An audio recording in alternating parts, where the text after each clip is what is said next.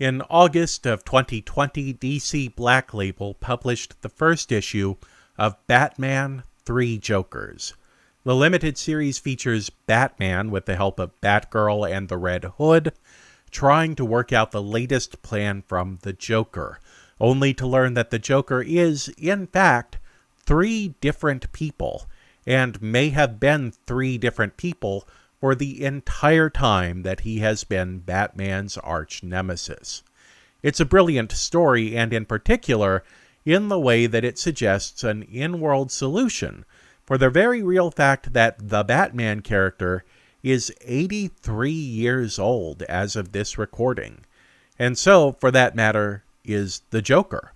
In that time, different creative teams and changing tastes among comic readers have created very clear divisions in how the Joker thinks, speaks, and behaves, and trying to put everything about the Joker on the page at the same time gives you 3 very different Jokers.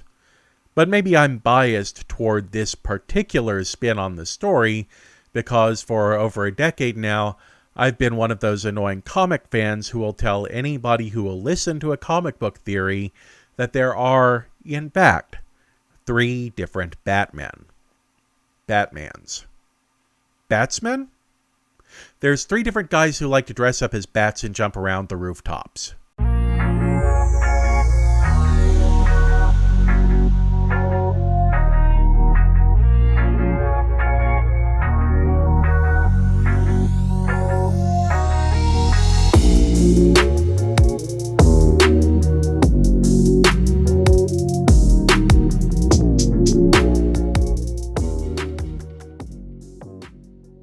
The 3 Jokers, as defined by writer Jeff Johns and artists Jason Fabok and Brad Anderson, are these: the criminal, the clown, and the comedian.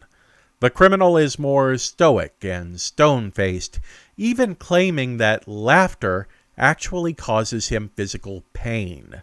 He's more of a philosopher-warrior take on the character, and is supposed to align with the Joker as he appeared at the very beginning of his career as part of the Batman's Rogues Gallery. The second is the clown.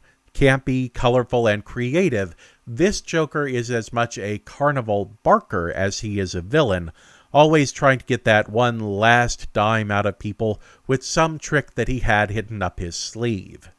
He aligns with the campy-themed crime villain of the Silver and Bronze Age comics. And finally, we have the comedian, a twisted, dark psychopath with a sadistic streak a mile wide.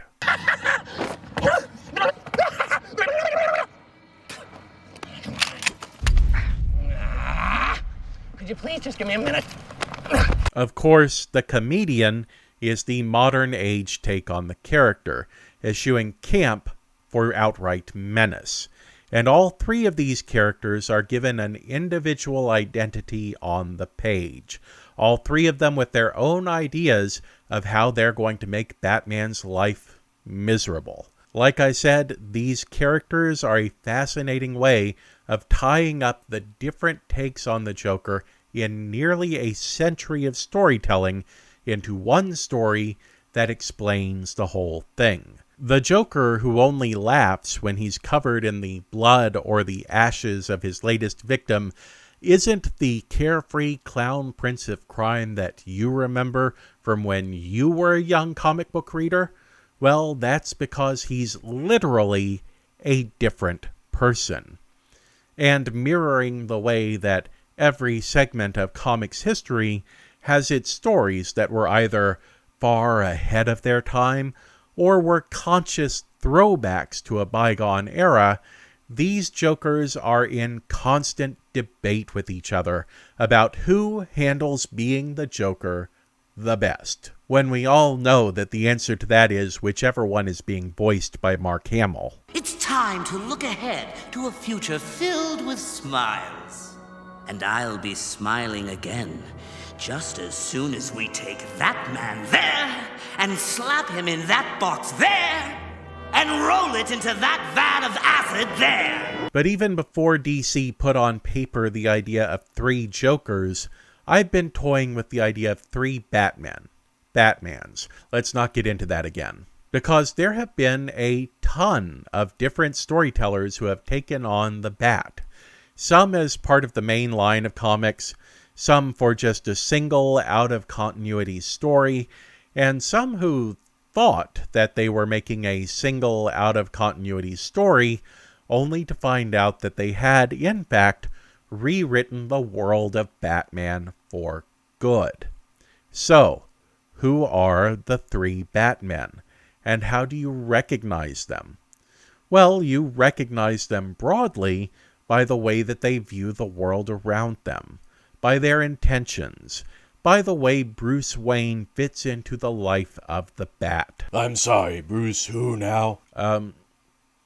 Bruce Wayne, you know, you. No, I'm Batman. I don't know Bruce Wayne. No. We all know out here that you're... You know nothing, Jon Snow. Well, the Game of Thrones reference was unexpected. I know, it's great.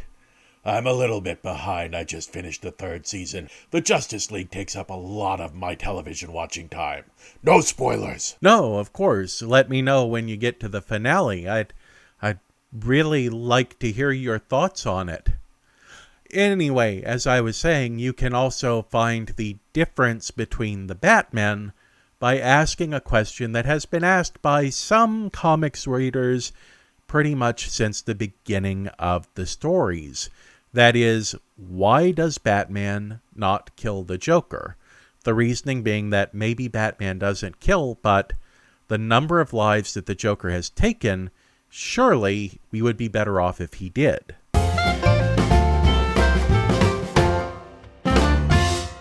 The first Batman is simply Batman. No other title, just Batman himself. Not because he's the original, arguably he's not, but because that simple name sums up who he is the best. This Batman is probably the most grounded of the 3, and the most likely to have a life that matters beyond the cape and the cowl. This Batman believes in the inherent goodness of the world, and is fighting to give that goodness a chance. For this Batman, the death of his parents weighs heavy on him, but it made him determined to make the world a kinder place, in addition to a safer one. Because if we can just extend a helping hand, we can see to it that the good and the just among us feel empowered to take their own steps to make the world a better place. For this Batman, Bruce Wayne is just as important without the mask as he is with the mask, because Bruce Wayne has his own resources at hand to solve a completely different set of problems. While Batman can track down crime bosses and stop violence directly on the streets, Bruce Wayne can give money to after-school programs and help to build hospitals and affordable housing. He may play up the billionaire playboy side of his persona in order to distract people from considering the possibility that Bruce Wayne might be Batman, but his philanthropy is sincere and is an equally important part of trying to make the world better for everyone. Economics dull, the glamour, the romance of commerce. It's the very lifeblood of our country's society. Frankly, I can think of nothing more stimulating than economics and commerce. Yes, Alfred? Begging your pardon, sir. It's the telephone in the study, sir. And as for why this Batman doesn't kill the Joker, it's for one simple reason. The same reason that this Batman doesn't kill anybody, period. Because he has to believe in his heart of hearts that redemption is possible for anyone. Even for someone as seemingly far gone as the Joker, Batman has to believe that reform is possible. He's ultimately an optimist, seeking out and expecting the best from everyone. Probably the most prominent on-screen representation of this Batman is Adam West, With all of the campiness and self-parody that may be present, he portrays a Batman who firmly believes that we all have a hero inside of us if we just care to set him free. But I would argue that, for the most part, this Batman can also be seen in Kevin Conroy's take in Batman the Animated Series. While he was a little darker and a little more gothic, he still carried with him that inextinguishable spark of hope for the future.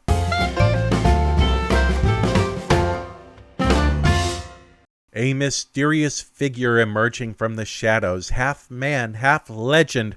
We, the audience, may be aware that the Batman is actually Bruce Wayne, but when he's got that costume on, he becomes something beyond mere mortal understanding. Something that many people in Gotham don't believe is even human. He's a myth, an urban legend, a briefly glimpsed movement at the corner of your vision. He's the Batman. This version of Batman is mercurial. Nobody, not even his closest friends, can tell you what's going on in his mind at any given moment. His motivations are known only to him, and even he's not always sure why he does what he's doing. And I also don't want me to be doing what I'm doing. The Batman stalks the evil of the city because it's his nature. He feels the need to go out and kick some supervillain butt and save some innocent lives while he's at it. He's there because Gotham needs the Batman. If it wasn't Bruce Wayne, it'd just be somebody else. But this mantle fell on his shoulders in this generation, and he won't rest until the day that he dies. And what about Bruce Wayne? Well, he died on the same day his parents were gunned down on Crime Alley, which had really never been named that. That was just asking for trouble. Sure, Bruce Wayne's body emerged seemingly alive from the event, but Bruce Wayne, the person, was forever shattered, and in his place was the figure who would ultimately grow into the Batman. I don't know why you're so stuck on this Bruce guy. He's all you ever talk about. You must be obsessed with him or something. I don't know, maybe he should take out a restraining order on you. Look, everyone out there already knows. It's obvious. Don't be ridiculous. I've hidden every knows what? That you are actually Bruce Wayne. No, Batman. Well, that won't get annoying fast. Anyway, Bruce Wayne isn't really a part of the equation for the Batman. In fact, some storytellers, when they're in this mode, will just completely skip Bruce Wayne altogether because he's not important. What is important is the Dark Knight, the Phantom of Gotham, the Bat. In fact, when you think about it, these storytellers want you to say, isn't Batman the real person and Bruce Wayne is the mask? And why doesn't the Batman kill the Joker? Because rules and moral guidelines are important. The Batman doesn't kill, and if he did, he would lose himself forever. Because for now, the only thing that keeps him human is his respect for human life. This particular form of Batman is represented fairly well by Tim Burton's movies. They're a little bit heavy on the Bruce Wayne, but they accurately capture the idea of a man who is losing himself in shadow and urban legend. And quite a lot of Batman stories from the comics also like to play with this rendition of the character. And Batman Begins arguably fits into this format as well, although by the end of the trilogy, Nolan seems to be telling a story of the third Batman.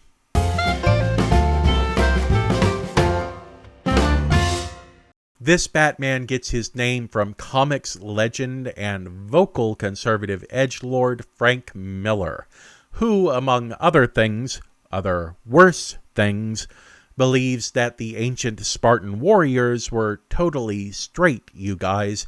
Just a bunch of buff, mostly naked dudes camping out on the road together, and laughing at how gay all the rest of the Greeks were. Miller's The Dark Knight Returns tells the story of an aging Bruce Wayne wasting away in his mansion until he reclaims the mantle of Batman and proceeds to beat the hell out of people on a regular basis. The 4-issue limited series launched in 1986, and along with Alan Moore and Dave Gibbons' Watchmen, which started publication the same year, it's frequently credited with launching the idea that mainstream superhero comics could be written with mature audiences in mind. I bring up this series specifically in such detail because, for better or for worse, it really seems to mark the beginning of the damn Batman. It represented a new version of Batman for a time more obsessed with heroes who had a little bit of malevolence in them and considered that a virtue. Miller's grim, gritty, violent take on the character inspired waves of imitators, many of whom dreamed of and sometimes achieved writing for the Caped Crusader themselves. The damn Batman is, to put it bluntly, a fascist. You could argue that any form of Batman represents fascism on some level, but the damn Batman is pretty overtly, sometimes openly, fascist. He believes that he's living in a failing civilization and sees himself as the sole, superior strongman ready to drag humanity kicking and screaming back into the light, even if he has to kill them to do it. He often broods over how the police are ineffective because they are bound by things like laws and regulations, things that matter not to the damn Batman. And his other favorite subject for brooding is the reason why the people he protects are incapable of helping themselves. In fact, the damn Batman seems to feel that being a superhero would be a lot easier if all of those innocent civilians would just get out of his way and leave him alone. As for Bruce Wayne, well, where the Batman seems to treat Wayne as an afterthought, the damn Batman seems to view his alternate self with either disgust or downright hatred. It's not just that Wayne is a mask that Batman wears, but he's a mask that the damn Batman hates to wear. Every moment stuffed into a suit, attending a fancy party, and cutting the ribbon on a new orphanage is a moment absolutely wasted. A moment that he could have been knocking the teeth out of some teenage mugger's mouth. The only good that he sees in being a philanthropist is that it allows him to dot the city with people loyal or beholden to him who will form his secret support team. And why doesn't this Batman kill the Joker? Because they're two sides of the same coin. Batman is order, the Joker is anarchy. They are society's greatest hope and its greatest doom, constantly locked in deadly combat. Their struggle is a complex, elegant dance that, if disrupted, would leave society in ruins. Because unlike normal men, the damn Batman understands that if he ever gives in to the temptation to end the Joker's life, then he would have no choice but to become that which he had just destroyed. And that's why the damn Batman doesn't kill the Joker. But he's not opposed to, say, breaking the Joker's neck so that he can't walk anymore. Just don't kill him appears to be the only rule. At this point, it goes without saying that every Batman ever written by Frank Miller is the damn Batman.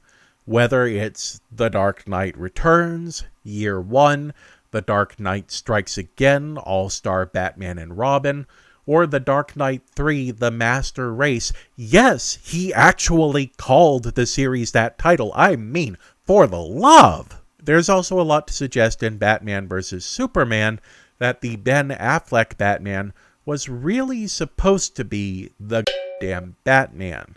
And any future where Batman is in complete control of Gotham City is pretty much uniformly some kind of dystopia ruled by the iron fist of the damn Batman. I got a fever, and the only prescription is more cowbell.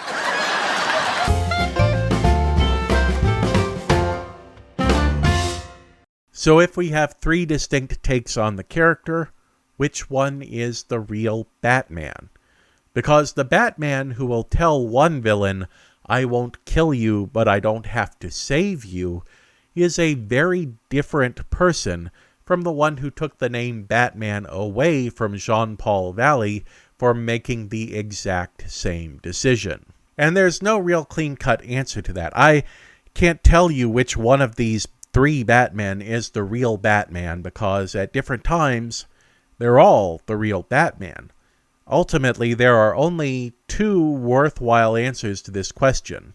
The first is whichever one the artist says is real, because the storyteller is making a conscious decision to give you one Batman or another. And the Batman that they choose can tell you an awful lot about their priorities. And the second worthwhile answer is whichever one the audience says is real. Because when you are the audience, you can decide which Batman is real and which one is not. He's not a real-life person. He's a fictional character. And the one that you choose to believe is real can tell you an awful lot about how you yourself see the world. That's actually one of the very beautiful things about a fictional character who has been around long enough to become a modern myth. They have been around long enough to become the mirrors in which we can see ourselves. Thanks so much for checking out the video. Which Batman of the three is your Batman? Go ahead and let me know. I won't judge your answer publicly. Also, have you seen The Batman in theaters yet? If so, don't drop any spoilers in the comments, but just let me know if you think Robert Pattinson's Batman is Batman, the Batman, or the damn Batman. I haven't seen it myself yet because I'm not a YouTube channel that gets advanced screeners from Warner Brothers. But if you'd like to buy me a coffee or contribute to my Patreon, the links are in the description below, and that'll help me get a ticket to go see the Batman, and then I'll be able to actually update you guys on what I think later. There's even a level or two in the Patreon for those of you with Bruce Wayne pockets. Sorry, I would love to help. I just had to replace all the tires on the Batmobile. Oh, well, no worries, Bats. I had to do the same thing with my car recently. It's a real pain. Yeah, the Wayne Enterprises budget is a mess. Sure, don't mention it. Hey, did you just admit that you are Bruce Wayne, or at the very least that Bruce Wayne pays all of your bills? I mean, that is, well, now that you mention it, I mean, I am the Knight.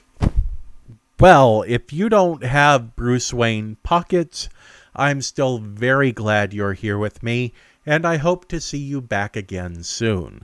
Make sure you hit like and subscribe if you haven't already, and sharing the videos with your friends always helps the channel out, and after all, sharing is caring. Until next time, watch like it means something.